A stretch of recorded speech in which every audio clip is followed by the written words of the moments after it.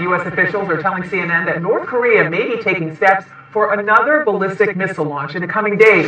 Let's get straight to CNN's Barbara Starr at the Pentagon. Barbara, you broke the story. What are you learning? Hi, Dana. Well, multiple U.S. officials are telling us now that there are new signs that North Korea may be preparing for another ballistic missile test. Doesn't look like it's a satellite this time. They actually have indicators that if this does proceed, if there is a test, it is likely to be yet another ballistic missile test. Coming at a very sensitive time, as we've talked about, the Olympics coming up after the first of the year, some U.S. military exercises potentially not happening on their routine schedule, trying to keep everything calm in the region. Earlier today, Defense Secretary James Mattis visited the press corps here in the Pentagon for a little end-of-the-year chat, and he was asked about all of this, and he talked about North Korea very broadly, very much on the no-drama page for the end of the year, very much emphasizing diplomacy buttressed by economic sanctions, because he wanted to make clear diplomacy is not just words, as he said, but they're going to really continue to press for real economic teeth in this. And of course, next month, Secretary of State Rex Tillerson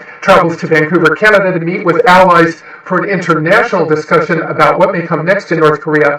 If, in fact, Kim proceeds with a missile test at this time, it's going to be very interesting to figure out what his motivation may be. Back with me is Republican Congressman Lee Zeldin. You just heard Barbara's report, Congressman. If North Korea does conduct a launch, how should the U.S. respond? I don't know how much it's going to change. I mean, we've identified what our top options look like. They all involve China. We operate under the principle of DIME, diplomacy, information, military economics, and these are all concepts that they're interrelated. Where you want to have multilateral diplomacy, you need to ramp up economic pressure to make both of them work, to have a strong information campaign in North Korea, and also to have the military option on the table. It's all important. But the fact is, if we were to go down a list of all of the options here of how to deal with North Korea, the only good options that we come up with, they're going to involve China. So we just need to continue that particular aspect of the effort, as well as plan for the possibility of having a full range of conventional to unconventional options if we have to use the military option, but it absolutely has to be the last possible option to use. No question. You mentioned China. Obviously, this is something that the president has been working on for almost a year since he's been in office. And in fact, in this New York Times interview, he admitted that he has been softer on China on trade issues than he had planned. But that he said, look at this, the following: if they don't help us with North Korea, then I do what I've said I want to do. Meaning he's going to really try to beat back on their trade policies that he's been holding back on because he wants them to work with the U.S. and other global allies on North Korea. How do you interpret that?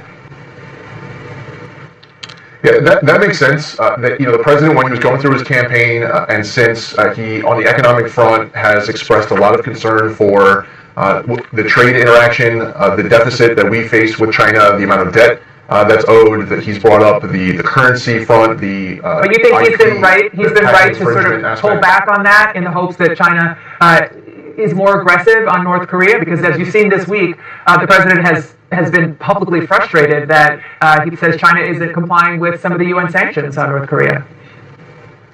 That's right. Yeah, and I think that he is certainly looking to and willing to revisit that strategy over the course of 2017.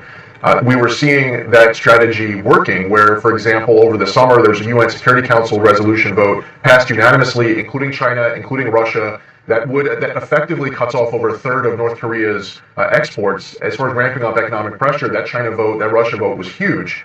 So there was a decision earlier in the year where China agreed to stop the importing, or I should say the exporting to North Korea of coal.